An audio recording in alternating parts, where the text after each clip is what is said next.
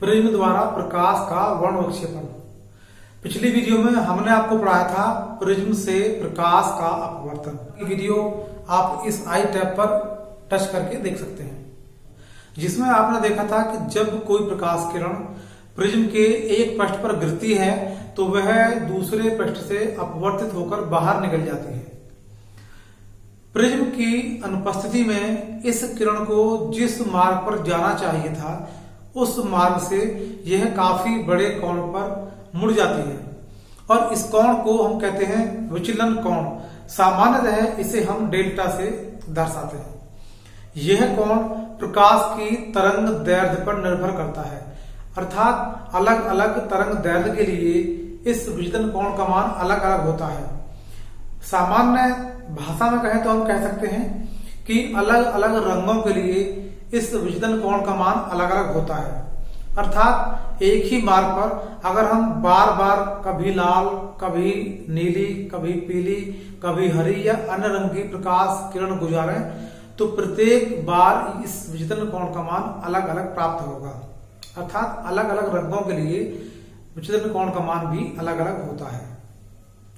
देखिए, हमारा जो श्वेत प्रकाश होता है यह विभिन्न रंगों का मिश्रण होता है। अर्थात श्वेत प्रकाश अलग अलग रंगों से मिलकर बना होता है, जिन रंगों को हम घटक रंग कह सकते हैं। तो जब कोई भी श्वेत प्रकाश किरण किसी प्रिज्म के एक पृष्ठ पर गिरती है तो जब वह प्रिज्म से अपवर्तित होकर बाहर निकलती है तो सभी रंगों के लिए विचलन कोण अलग अलग होते हैं।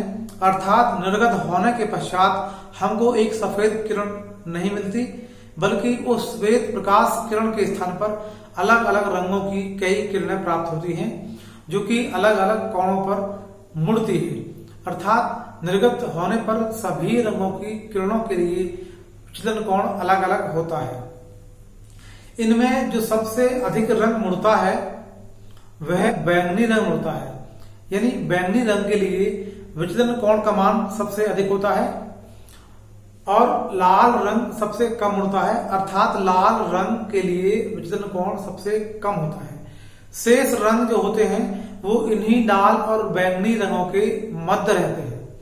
यदि हम इस निर्गत किरण को किसी पर्दे पर देखें तो हमको एक पट्टी प्राप्त होती है जिसमें ये सभी रंग अलग अलग दिखाई देते हैं। इस पट्टी में जो सबसे नीचे यानी आधार की ओर होता है वह बैंगनी रंग होता है और जो सबसे ऊपर होता है वह रंग लाल होता है। शेष रंग इन्हीं के बीच में होते हैं। यदि इस पट्टी को हम बैंगनी रंग से लाल रंग की ओर देखते जाएं तो रंगों का जो क्रम होता है वह होता है बैंगनी यानी वॉयलेट, आसमानी यानी इंडिगो, नीला यानी ब्लू, हरा यानी ग्रीन, पीला यानी येलो, नारंगी यानी ऑरेंज, लाल यानी रेड। इस प्रकार श्वेत प्रकाश किरण जब किसी प्रिज्म से गुजरती है तो वह 7 अलग अलग रंगों में बंट जाती है और रंगों के इस क्रम को हम हिंदी में कहते हैं वर्ण क्रम और अंग्रेजी में कहते हैं स्पेक्ट्रम।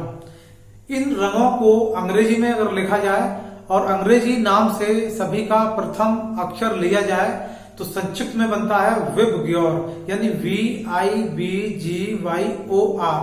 विबग्योर इसे हम कहते हैं और इसे ही हम वर्ण क्रम या स्पेक्ट्रम कहते हैं। यानी रंगों के इस क्रम को ही हम वर्ण क्रम या स्पेक्ट्रम कहते हैं।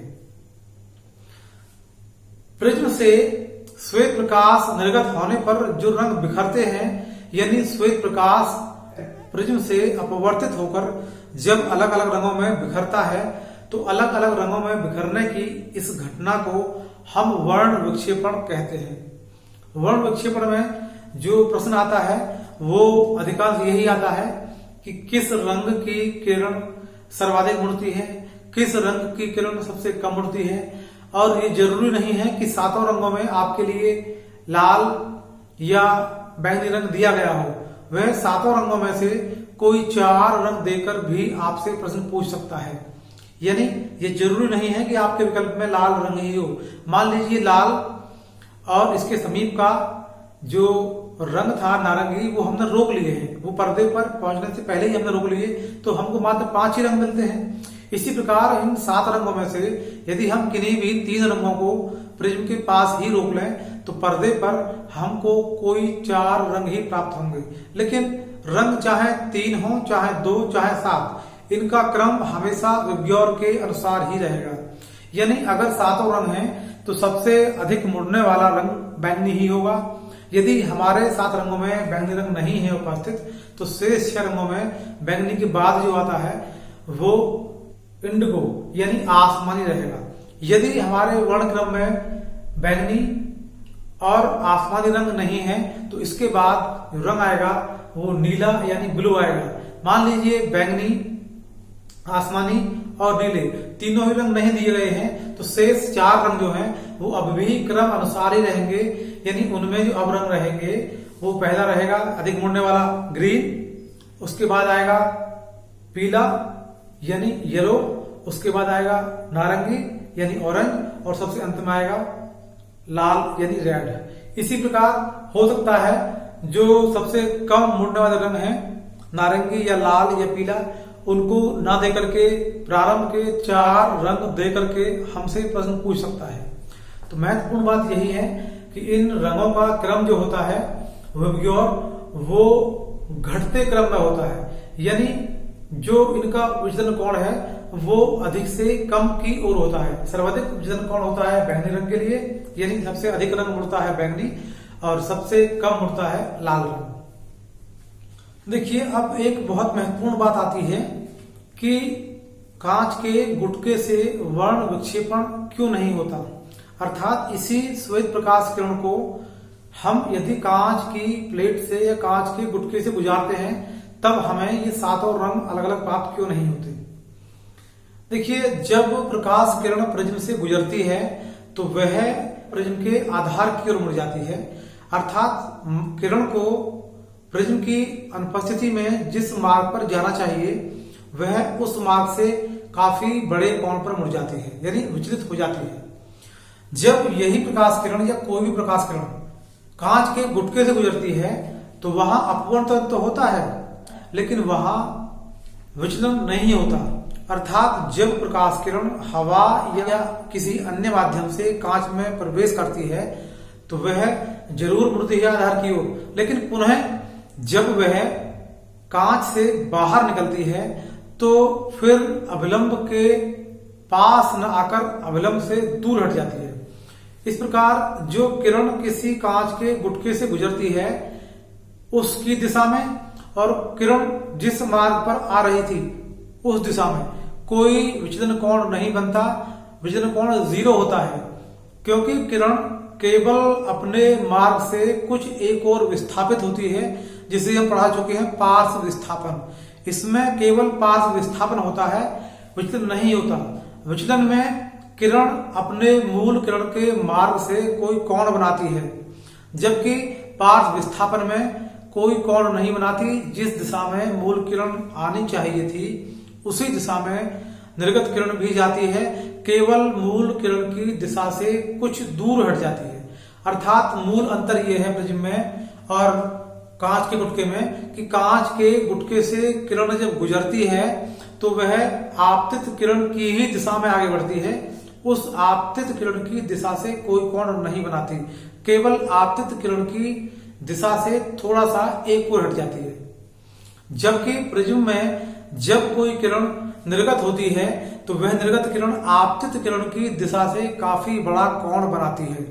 अर्थात वह किरण निर्गत किरण की दिशा में नहीं जाती बल्कि उस दिशा से किसी अन्य दिशा में मुड़ जाती है। इसलिए प्रिज्म में विचलन होता है जबकि कांच के गुटके में विचलन नहीं होता। तो प्रकाश के बिखरने का जो मुख्य कारण है वो है विचलन। प्रकाश किरण जब किसी कांच की पट्टिका से गुजरती है तो विचलन नहीं होता, पार्श्व विस्थापन होता है।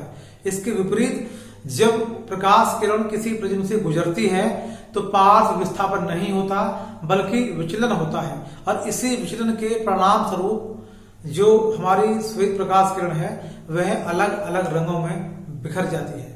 इसलिए हम यदि श्वेत प्रकाश किरण को किसी गुटके से गुजारते हैं तो हमें किसी पर्दे पर कोई अलग अलग रंगों की पट्टी दिखाई नहीं देती, जबकि यही श्वेत प्रकाश किरण किसी प्रिज्म से जब गुजरती है तो हमें पर्दे पर अलग अलग रंगों की पट्टी दिखाई देती है, जिनके क्रम को हम विबग्योर कहते हैं।